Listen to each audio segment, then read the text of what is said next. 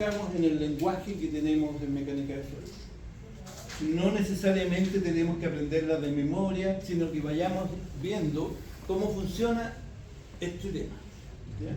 Después vamos a empezar por cada uno de los elementos que estamos indicando acá y vamos a hacer el desarrollo teórico y algún ensayo práctico en laboratorio. ¿Ya? En taller, perdón. Y trabajaremos cuando corresponde en laboratorio práctico. Está en la programación del ramo del semestre las salas, y ahí nos indica cuándo hay laboratorio, cuándo hay taller y todo. Si hacemos alguna modificación, adaptamos nuevamente la sala. Cualquier cambio yo lo solicito y se lo indico a ustedes el día anterior del día que ocurra la clase, ¿ya? Para que sepan, no lleguen al último minuto y no saben dónde están parados. Entonces vamos a ver las características del suelo para la construcción. Fíjense, el suelo, a propósito, ¿qué es lo que era el suelo? ¿Alguien tuvo la gentileza, así entre comillas, de averiguar un poquito? No me voy a repetir lo mismo, que es tierra, porque ya me lo dijeron ya. ¿Una base? Yo les dije que era roca fragmentada, los dejé a todos pillos, pero ¿sirve? De todas maneras sirve.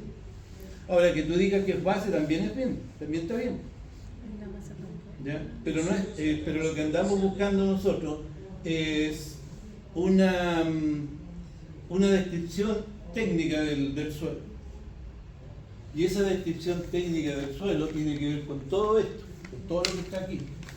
El suelo es simplemente una masa de tierra, ¿cierto? Una masa, no de tierra, una masa física. No es virtual ni nada, una masa física que está dentro de la corteza terrestre. La corteza terrestre tiene 2.000 metros, 3.000, 6.000, algo por ahí. Ahí adentro, lo que hay adentro en algún momento es una masa de suelo. La que utilizamos nosotros es aquella que está en la superficie misma, y esa superficie probablemente tengamos materia orgánica, tengamos asentamientos de ríos, ¿cierto? No vapores, sino que cenizas volcánicas, todo eso se va juntando y todas esas capas a nosotros nos va a servir como suelo. ¿Y cuál va a ser nuestra intención? Determinar que ese suelo, que esas capas, sean resistentes para poder construir algo arriba. Y eso es lo que hacemos en mecánica del suelo. Vamos a determinar de alguna manera, y eso se determina con una relación de fuerza por área, una presión, que esa presión que ejerce un edificio, el suelo es suficientemente aceptable para que lo sostenga, no lo ladee para todos lados, ¿cierto? Y que podamos hacerle un anexo colocándole más pisos arriba. Todo eso se hace a través de un estudio básico de mecánica del suelo. Después de eso ya le agregaremos el resto de las cosas. Primero tenemos el suelo y después definiremos sabemos que tenemos los edificios, tenemos que ponerle fundaciones, y las fundaciones van a estar o encima del terreno, o casi encima del terreno cuando es una vivienda, o 10 o 15 metros más abajo cuando es un edificio. Siempre vamos a tener fundaciones, porque los edificios tienen estacionamiento, ¿cierto? Entonces, si tienen subterráneo, va bajando el nivel de suelo que a nosotros nos interesa. Entonces, todo eso es suelo. ¿Ya? Dependiendo de cuántos subterráneos tengan. No te entendí, Kicho. Dependiendo de cuántos subterráneos tengan. Ah, sí. Para el caso de los subterráneos, sí, dependiendo de eso. Primero tengo, según la forma, yo voy a decir que tengo suelos angulosos y redondeados. ¿Y cuáles son suelos angulosos? Ustedes ven, son las piedras. ¿Ya? En este caso, para nosotros son elementos granulares, y en vez de piedra lo llamamos grava. Y por aquí está, ahí aparece. ¿Ya? Pero son formas de los suelos que tienen una forma redondeada aquí y angulosa acá. La foto debe estar al revés. ¿Y qué es lo que pasa con esta característica del suelo? La forma angulosa, esta de acá, me va a producir mayor resistencia al desplazamiento, mayor resistencia al corte, las partículas se trituran con facilidad. Son características de este suelo anguloso, de estas piedras angulosas.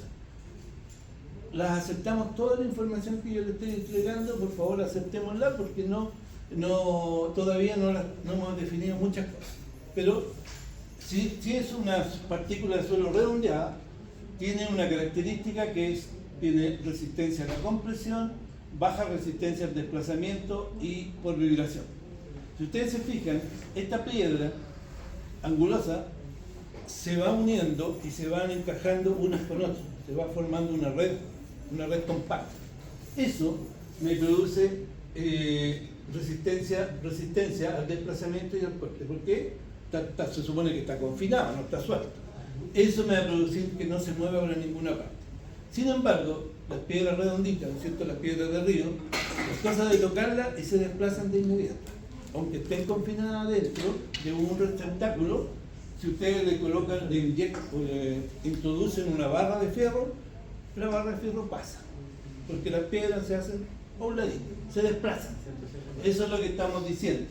Ahora, según la forma es eso, según el tamaño, yo ya tengo los tamaños que lo definimos para nosotros cuando ya hacemos los estudios de suelo, desagregamos, dijimos que tenemos bloques, bolones, gravas, arenas, limos, arcillas. Esa es nuestra terminología, que es la misma terminología que vieron en tecnología del hormigón, la misma, ¿ya? No hay cambio. Los bloques son fragmentos de roca mayores de 300 milímetros. Cualquier piedrecita que sea mayor de 30 centímetros, más grande que un adoquín, es un bloque. Los bolones son de 3 pulgadas, o sea, son de 80 milímetros. 3 pulgadas, 80 milímetros. El tamaño de una piedra de 80 milímetros es un bloque, y esa piedra de 30 milímetros no la usamos directamente para la composición granular del suelo que queremos, sino que lo utilizamos mucho como un elemento desplazador de hormigón. ¿Se acuerdan ustedes cuando vieron hormigones? No sé, si no se acuerdan se los cuento. Cuando hacemos hormigón, hacemos un volumen.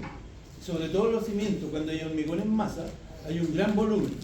Ese gran volumen, mientras más grande, más hormigón tengo que colocar. Entonces, para poder lograr ese volumen completo, le coloco un elemento de menor precio, que es el bolón. Lo relleno con bolón, ¿ya? Lo voy rellenando con bolones y ahí sí tengo una estructura de masa, ¿cierto? Que no puede ser más allá del 15% de la estructura de hormigón, porque si no se convierte solamente en piedra y se desarma la estructura. Ahí se ocupan los bolones.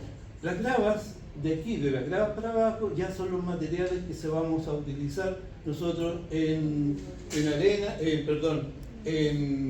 hormigones, o bien en elementos para colocar capas de resistencia en los pavimentos.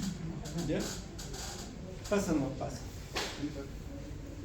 Las gravas dijimos que eran de 4,76 a 80 milímetros, claro. Todo lo que sea inferior a 3 pulgadas ya empieza a ser grava. Después también la cambiamos, falta la gravilla.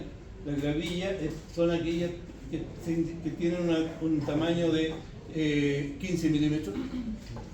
Después tenemos las arenas, que tienen un tamaño de 4 milímetros, 4,76.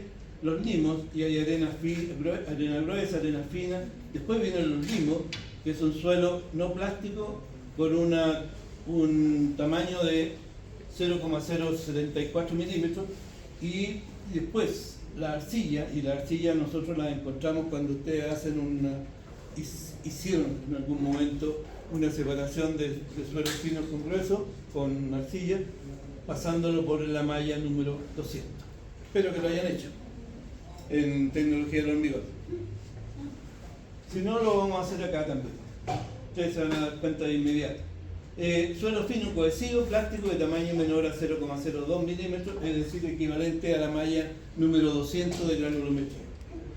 Eso vamos a tener nosotros ahí. Y el tercer elemento, tercera característica de esta lámina. que son los componentes minerales: caolinitas, hilitas, morilonitas. Todo esto están dentro de todo lo que sea arcilla.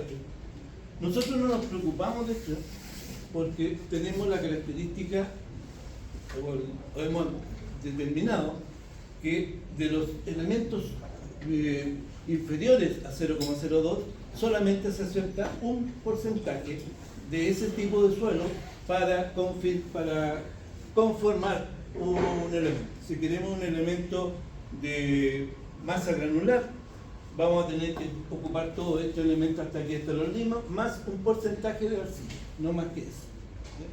Las arcillas funcionan como un elemento plástico, o sea, uno la pisa y se desparrama de inmediato por todos lados, ¿cierto? Y si le colocamos una piedra encima, igual.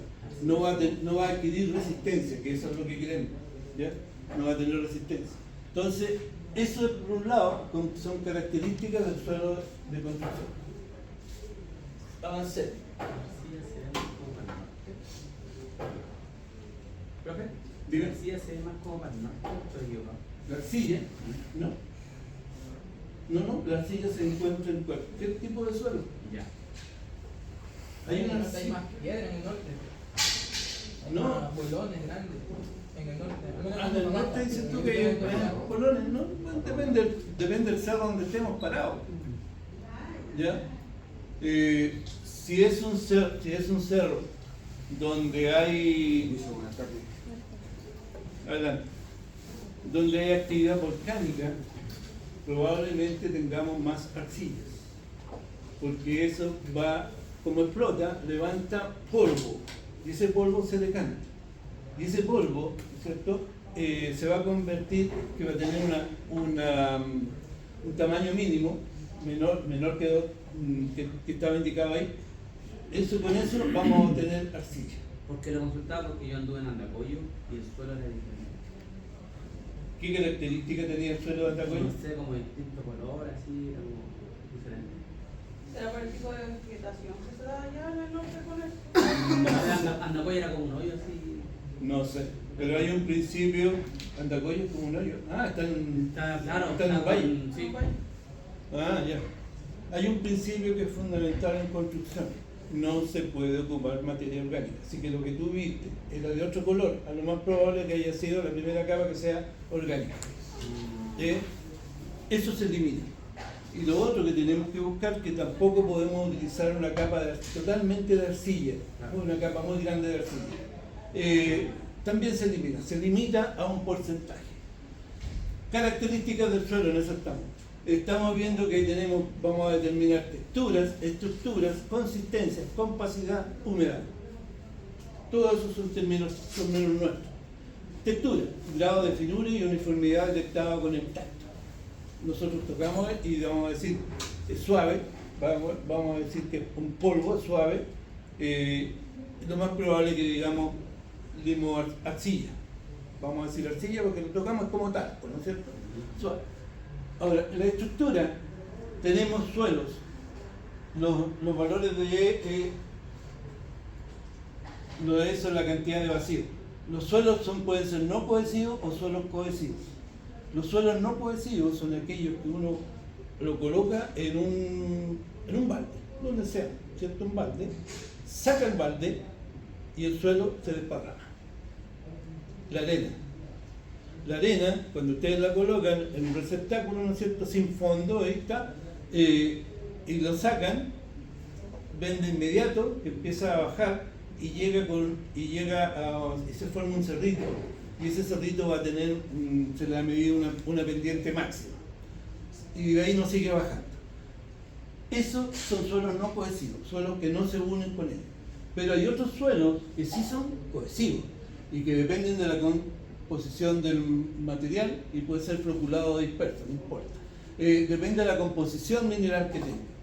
Si tiene un suelo que produce un roce de material, nosotros tocamos la gravilla, la grava, la arena y la tierra misma, esa tierra, al colocarla en un receptáculo, por peso propio, la sacamos al balde y se va a quedar con la misma estructura inicial con que quedó depositado en el balde.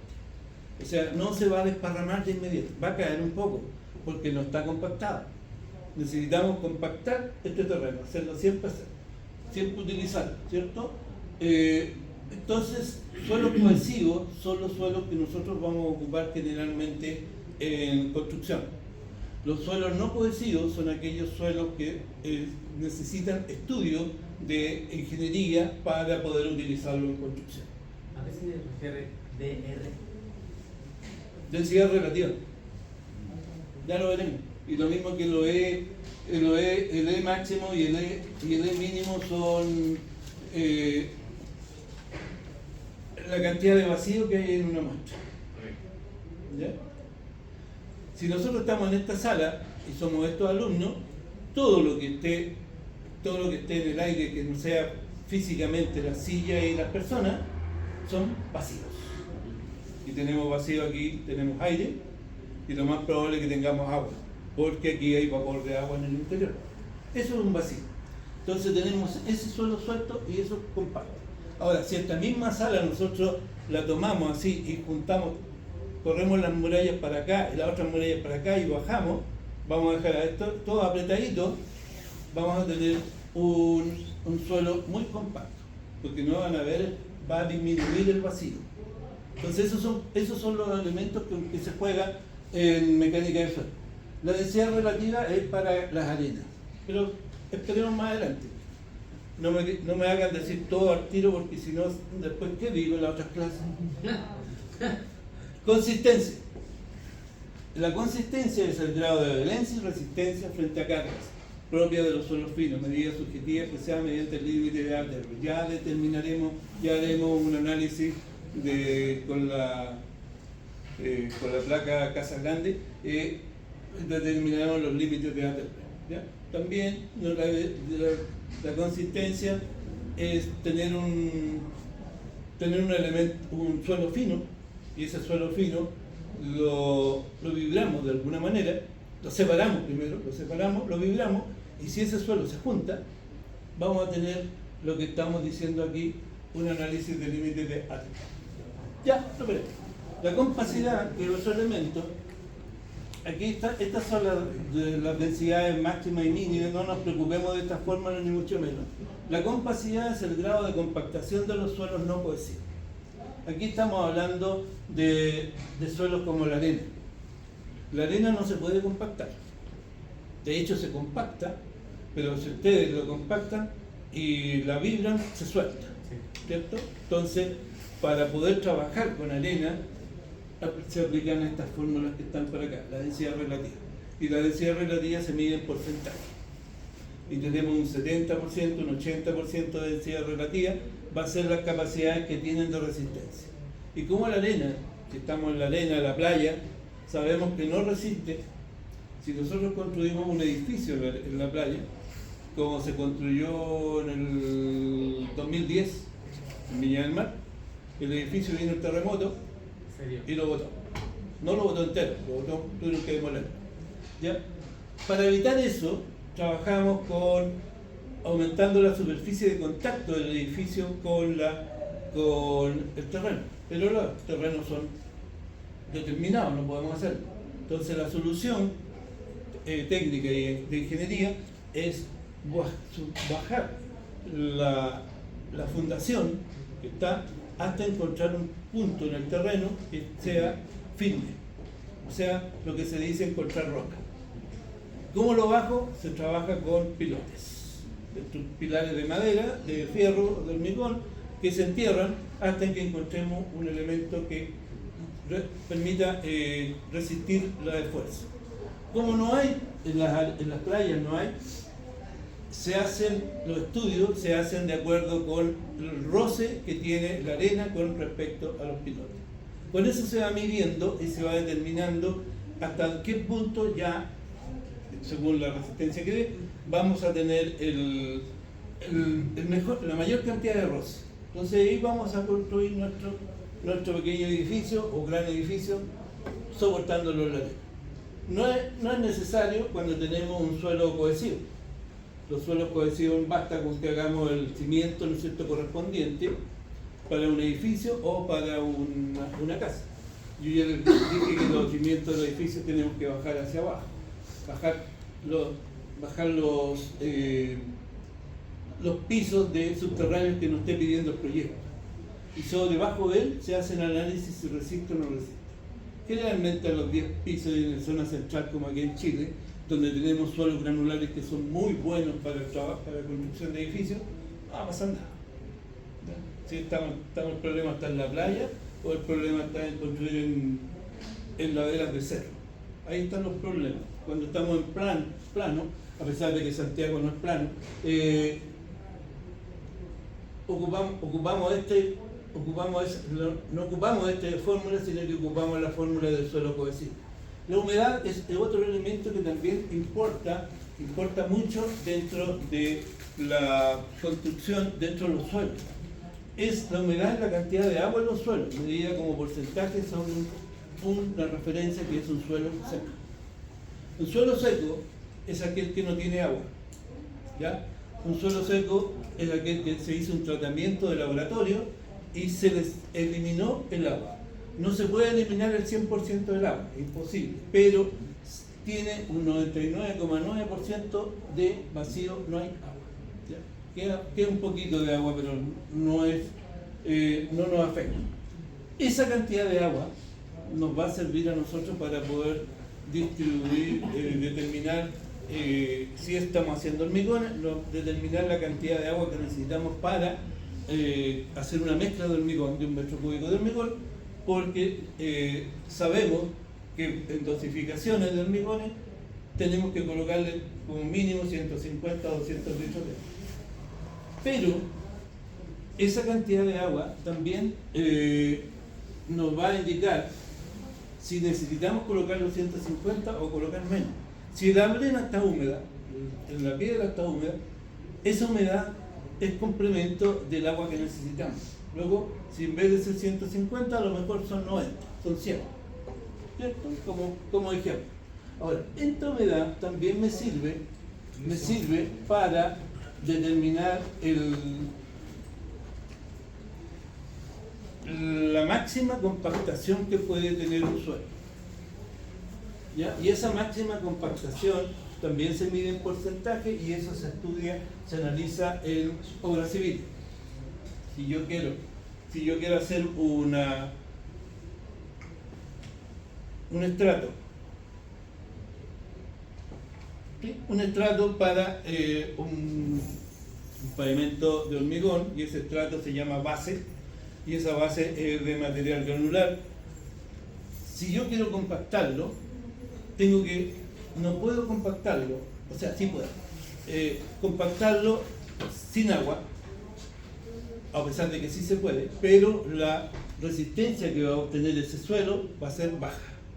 Sin embargo, si yo le agrego agua, la agua tiene una tensión superficial, une las partículas. Y si esa agua trabaja con un porcentaje máximo permitido que se calcula, que anda del orden del 8% de la masa del hormigón, voy a obtener, o de la masa del material estabilizado, voy a obtener una compactación máxima. O sea, la compacidad que yo estaba logrando acá, compactividad de grano grueso, aquí no está, va a ser la máxima posible. Por ahí empieza a funcionar lo que ustedes han escuchado del Proctor, densidad relativa máxima y un montón de cositas. ¿Cierto? Esas son características. Vamos muy rápido, ¿no? No, está bien. Mire que si vamos muy rápido yo empiezo a hablar de las características de la masa. ¿Ya? Así empiezo. Otro concepto. Tenemos los ensayos. Este ensayo lo vamos a hacer, ese lo vamos a hacer, eso lo vamos a hacer, ese no. Este lo vamos a hacer, este no. La gravedad específica es lo mismo que calcular la densidad, pero ocupando la presión atmosférica. Ensayo de índice de suelo. Los objetivos están destinados a expresar cuantitativamente las características de un suelo. Son parámetros de clasificación de suelo, son la base para clasificar el suelo. ni siquiera hemos dicho que si el suelo se clasifica o no. Principalmente la granulometría y los límites de ATP, ¿cierto? Vamos a determinar el contenido de agua o humedad. Vamos a utilizar un sistemita chiquitito, hay una norma para eso, y vamos a poder determinar la masa de suelo, qué porcentaje de humedad tiene. Vamos a determinar la densidad. ¿Qué es lo que es la densidad de ustedes que son pillos? Exactamente. El peso de un elemento por unidad de volumen. Después tenemos la densidad relativa, que va a ser lo que vimos anteriormente, que es una densidad respecto a un volumen no cohesivo. Gravedad específica, límite de Attenberg, que también lo vamos a ver, y la granulometría. Este es el otro elemento importante.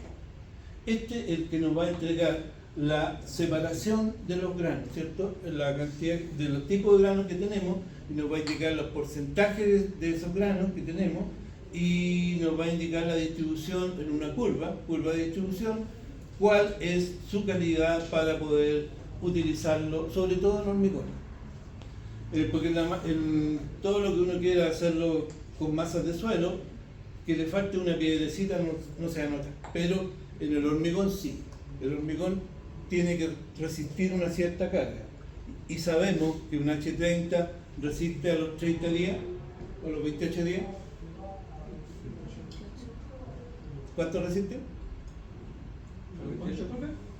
Un H30, ¿cuánto resiste a los 28 días?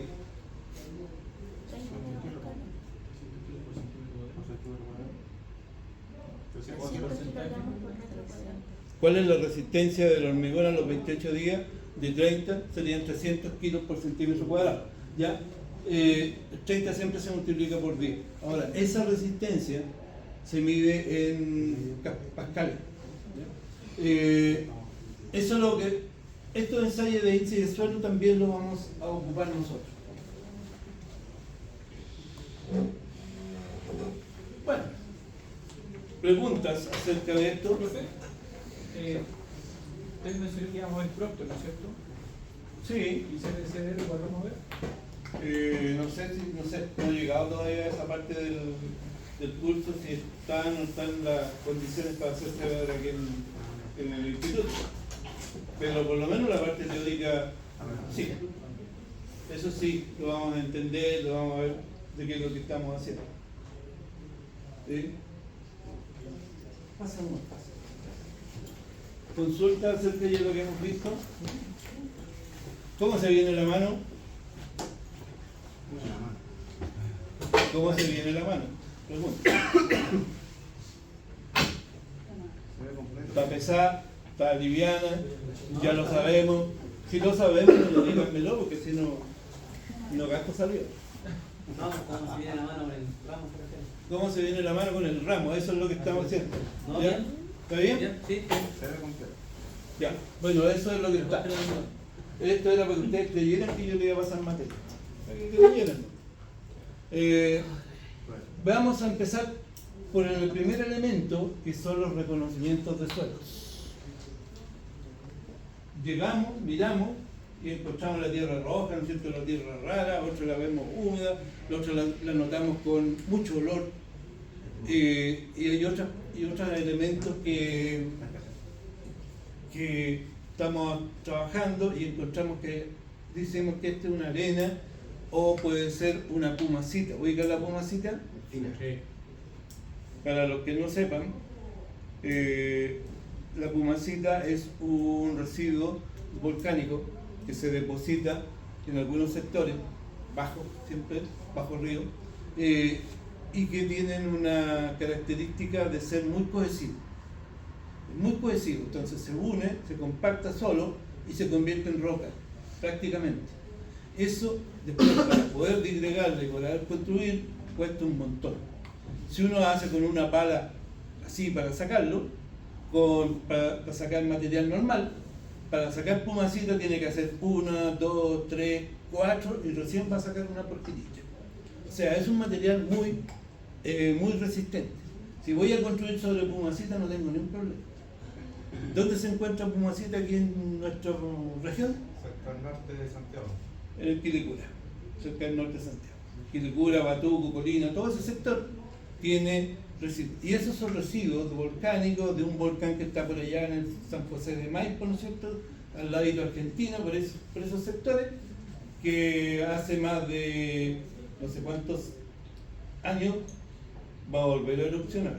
Espero que no estemos en clase ese día, porque si es así, ¿cierto? Vamos a quedar todos llenos de ¿cómo decir? No sé cuántos miles de años tuvo esa erupción, pero hartos. ¿Ya? Y eso produjo una franja que cubrió toda la parte transversal de la región y desvió el río Maipo. El río Maipo pasaba por aquí. Lo desvió y el río Maipo pasa por allá. Ahora le están robando el agua, por eso no llega agua, pero antes teníamos un río del ancho de Santiago. Se juntaba con el río MAP 8, cuando el río también. Entonces, ¿qué no me permite esa descripción que yo estaba haciendo del suelo? Es una descripción visual. Primero hago una descripción visual del suelo. Voy a ver cómo está compuesto el suelo.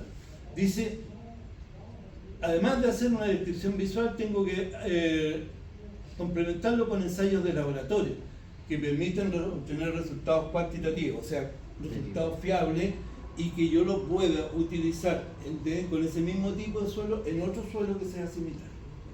Entonces, pero primero tenemos que hacer una forma visual de suelo. ¿Qué hacemos nosotros para ver el suelo en un terreno normal, un terreno cualquiera? Calicata. No, sabes mucho tú. No. Sabes mucho. Yo tenía que decir calicata. Tú tenías que haber dicho un hoyo. Ya. No te preocupes. Para la próxima decir hoyo. No, mire. Una zanja. Calicata o zanja. Calicata o zanja, si es cierto, si está bien. Si yo lo digo, si yo no puedo ser el único enterado en este mundo de lo que pasa aquí, sino que calicata es una perforación generalmente cilíndrica o bien rectangular, que se hace en una superficie con una profundidad determinada para ver las características del suelo, siempre vertical. Eso es una calicata. Y una zanja generalmente es como un canal que se utiliza en la superficie de cerro, donde haya pendiente. Donde haya pendiente no saco nada con hacer un hoyito, porque las características cerro abajo son distintas a las de arriba, porque pueden haber habido derrumbe, un montón de cosas. Entonces tenemos que hacer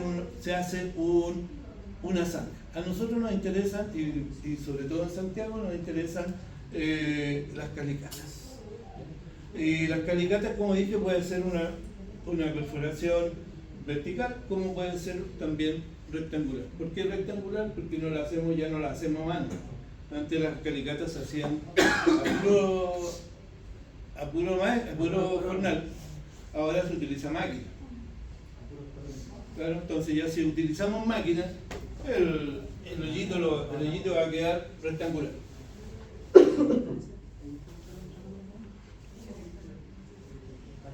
Ya, eso está dicho. Aquí yo tengo los métodos de excavación. Ahí tengo dos calicatas.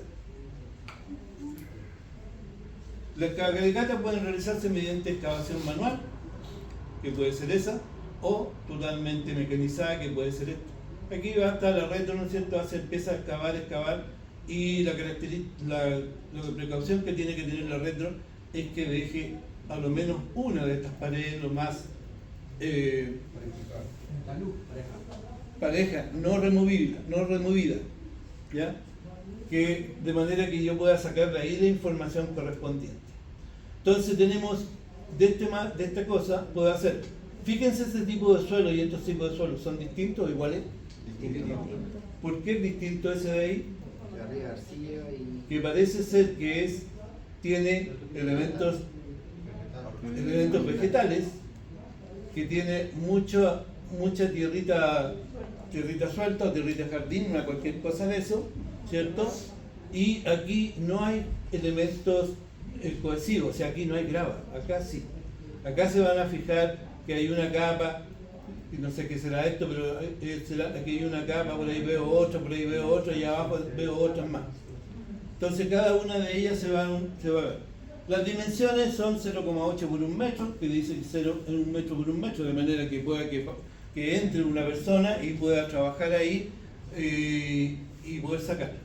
Generalmente las calicatas se hacían con una persona abajo y alguien que llenaba un balde y alguien que le subía el balde hacia arriba, ¿no es cierto? Y lo iba botando. Ya no. Entonces,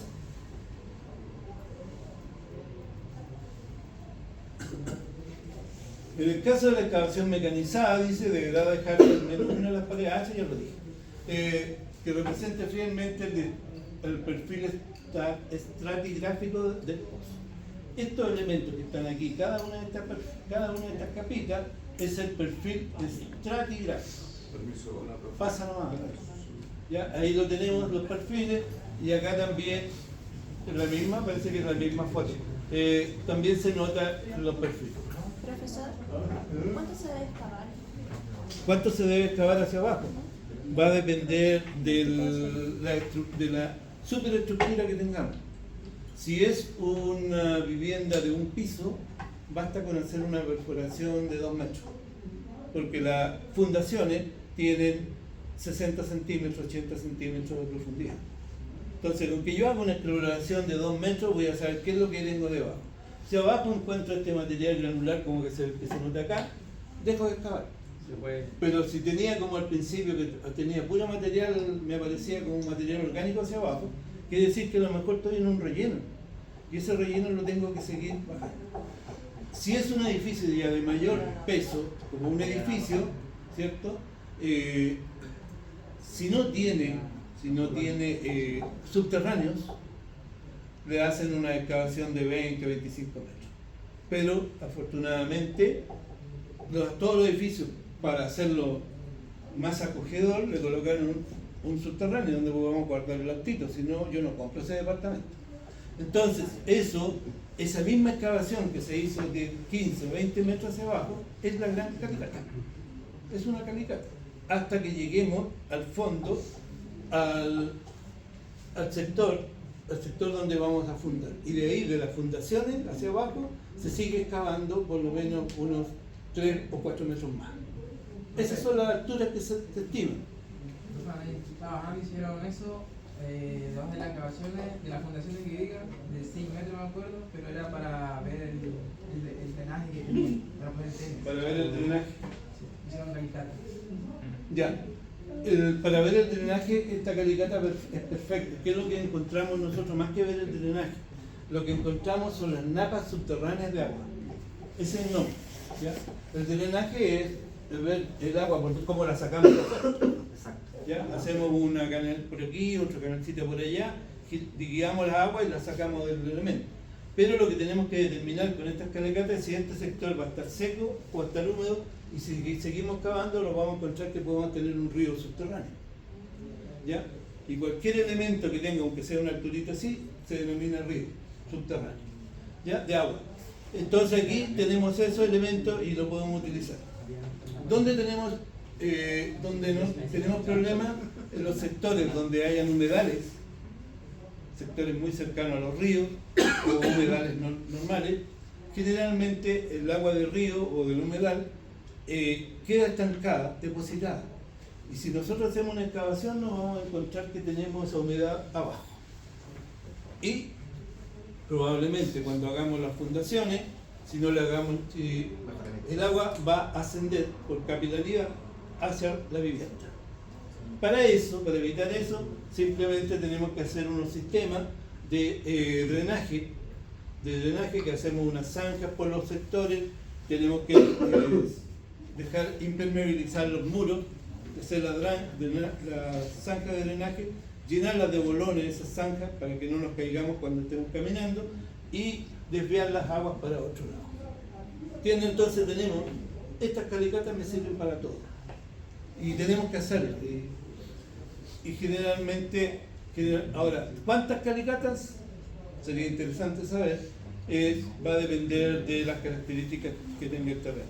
Si yo tengo un terreno y hago una calicata aquí y encuentro esto, pero hago una allá en el fondo y hago otra más, con 3 a lo mejor suficiente si los 3 sectores son iguales a este. Quiere decir que estoy trabajando en un área que cumple las mismas condiciones. Pero si aquí yo tengo esto y más atrás me encuentro que tengo napas subterráneas y tierrena suelta, a lo mejor tengo un relleno de ahí. Tengo que seguir buscando. Tengo que seguir buscando. Es así como los vertederos aquí en Santiago, y no sé si ustedes saben que hay construcciones que están encima de los vertederos, ¿no? No se las voy a contar porque capaz que alguno de ustedes viva. Díganos. ¿Ah?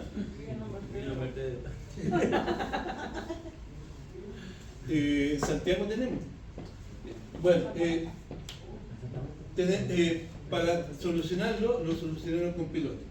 Tuvieron que colocar pilotes desde parte de adelante del edificio hasta llegar a, creo que el vertedero eran como 50 o 60 metros de profundidad.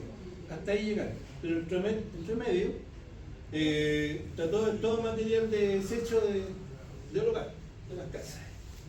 Pero bueno, así se hizo. Se aceptó y se firmó y se selló. ¿Qué tenemos acá? Cada calicata deberá realizarse una descripción visual o registro de estratigrafía comprometido.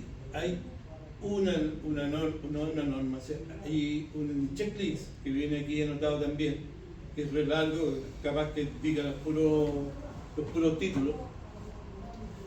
El asunto es quién hace este elemento, quién hace este estudio. Y ahí tenemos que tomar no cualquier persona, sino que tiene que ser alguien que tenga experiencia. Y para eso son los mecánicos de suelo.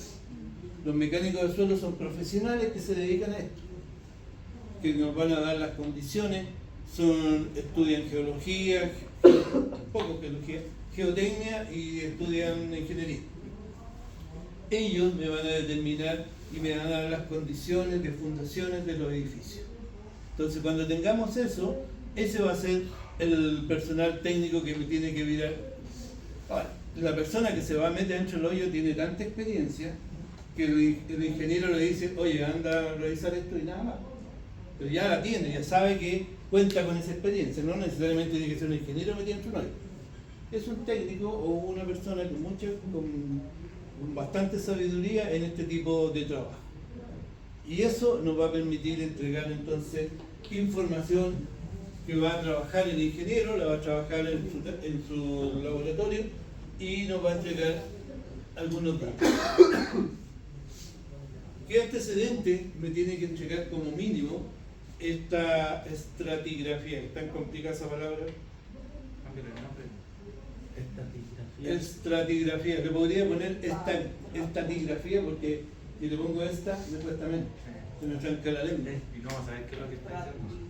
Sí, pero estratigrafía, ¿qué es lo que necesito? ¿Qué debe contener como mínimo? Debe contener como mínimo este estudio y son los siguientes antecedentes. Aquí hay varios. Primero, identificación de la calicata. Cuando hagamos una calicata tenemos que ponerle un código, un número, ubicación, referencias GPS, lo que ustedes quieran, pero la calicata 1 es la calicata 1, no es más, no es la 2 ni la 3, ¿ya? La ubicación con respecto al kilometraje o a sus coordenadas, todo esto se hace en colaboración con topografía. Los topógrafos, ¿no es cierto?, le hicieron el levantamiento del terreno completo y ahí en este levantamiento determinaron en qué puntos van a ser estas calicatas. Después vamos a determinar cuál es la profundidad total, pensando también en lo que decías tú, en qué tipo de vivienda o de edificación, mejor dicho, de edificación es la que vamos a tener. Si vamos a tener una edificación de edificios, veremos cuáles son sus características. Profundidad de la napa de agua, también dijimos que íbamos a determinar si teníamos agua o teníamos algún elemento subterráneo. Las napas de agua generalmente tienen agua que se mueve, no está estancada. se va desplazando. ¿Y por qué se desplaza? Porque sobre todo acá en Santiago, el terreno nuestro que tenemos en Santiago no es plano, es en pendiente.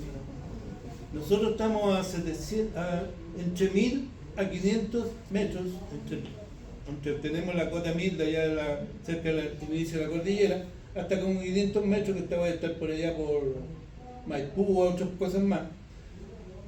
Ese es nuestro terreno. Nuestro terreno va así. Luego el agua que pase por ahí va a tener la misma tendencia de buscar el lugar más bajo. Entonces tiene movimiento, y eso es lo que tenemos que hacer. Lo que nosotros hacemos cuando hacemos derivaciones de napas, simplemente las cambiamos de lugar y el agua sigue corriendo, no se pierde. Profundidad de la napa, dice fecha de la observación y todas esas cosas. Profundidad entre la que se extiende el estrato por escribir, referida a nivel de terreno. También lo vamos a determinar, y eso también lo determinamos por topografía. Si estamos en la cota 100.5, ¿cierto? Referida a nivel de terreno natural, la excavación hacia abajo a lo mejor me va a quedar en la 99.8. La diferencia es la altura de la excavación que hicimos. Todo referido a topografía. Es una de las cosas que tenemos que siempre hacerlo, porque si no podemos decir que esta tiene 1,20 m, el otro tiene 1,50 m, pero no sabemos con referencia a qué.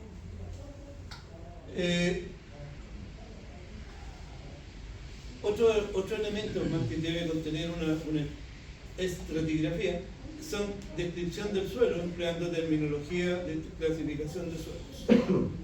Cantidad y tipo de muestra tomada en la calicata, observaciones y otras características relevantes. Cada uno de estos elementos tenemos que clasificarlos. ¿Cómo los clasificamos? Tenemos que tomar entonces el nivel que queremos, por ejemplo ahí donde tiene la wincha. Si queremos saber qué tipo de terreno tenemos ahí y le encontramos carita, una cara de, no sé, arcillosa, tenemos que sacar una muestra. Se sacan unas muestras y se llevan al laboratorio. Y en el laboratorio se hacen todos los estudios para poder clasificar el tipo de suelo que tenemos. Entonces tenemos clasificaciones, también lo vamos a ver un poquito más adelante, clasificación de la norma ASTO o de la USCC. Tenemos clasificaciones de OCS, creo que. Tenemos clasificaciones que tenemos que hacerlas y alguna observación que sea relevante en el punto que está. ¿Qué pasa si cuando yo estoy haciendo un hoyo se desprenden las paredes y caen? Eso puede ser una observación. Las paredes no quedan rígidas, no quedan fijas, sino que el material se cae. ¿Por qué? Porque a lo mejor, y si hacemos un análisis mayor, a lo mejor el suelo que estamos revisando está fracturado. Por algún movimiento sísmico quedó todo cortado. Le sacamos la sujeción que tenía en esa perforación, se fue todo gancho. Eso puede ser una causa. Esas causas se colocan en la observación. ¿Ya? Espera ahí.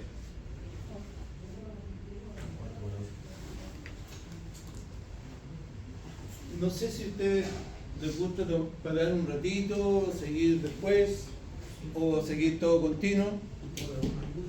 ¿Todo de una? Pero... No, esta clase creo que hasta las 8:45, ¿no? Sí, a las 8 lo tomamos break. Bueno, Desde el break llegan a las 8. si les doy el break al tiro llegan a las 8. Sí, profe, disculpe, no sé si hablaste tú ¿Qué? con el profe. Sí, está conversando. Estaba conversando con el profe por el tema de los horarios. Ya, entonces ahora nosotros, fíjense, ¿qué tipo de terreno tenemos acá? Graba. Un tipo de terreno gravo-arenoso. Mucha grava de tamaño menor de 40 milímetros, que está haciendo aquí, ¿no es cierto? Por ahí viene una piedrecita más grande, y abajo se ve un residuo de una mezcla ya de más arena que está acá. Este suelo es el suelo característico de Santiago. Este es nuestro suelo, y nuestro suelo está aquí, lo van a encontrar aquí, lo van a encontrar por allá, por Mapocho, donde quieran, porque este es el suelo donde pasaba el río Maipo anteriormente. Se depositó, entonces para que se pase por esto tienen que ser cientos o miles de años. Pasaba por ahí y obtenemos esto. Este es el mejor tipo de suelo que podemos utilizar en construcción, porque tiene una alta compacidad, entonces se nos va a compactar muy rápido. Es cohesivo, ya tenemos otro concepto que lo vamos a utilizar. Es cohesivo y además es resistente a la degradación y nos permite que no se caigan los muros. Si este suelo permite que no se caigan los muros, yo puedo, cuando estoy haciendo fundaciones de vivienda, puedo eliminar los moldajes para colocar los hormigones de fundaciones y lo dejo como moldaje el mismo suelo. ¿Captan? Esa es la diferencia, esa es la característica que tiene este tipo de suelo. Profe, también se puede reutilizar también ese mismo suelo. O sea, en el aspecto de ese mismo material, sacar otro material, no sé, pues un bajo 4, bajo 3, Ah, claro. ¿Está relleno? Ah, claro, sí. Si tú tienes este suelo y necesitas material más fino, lo vas a pasar por un tamiz y el diámetro de ese tamiz, todo lo que queda pasa por debajo es el que va a ocupar. El de arriba lo dejas para otro tipo de acción. Entonces, cuando hacemos una descripción visual de suelo, ¿cierto? Nosotros aquí podemos determinar CAPE, podemos decir que este es un material granular.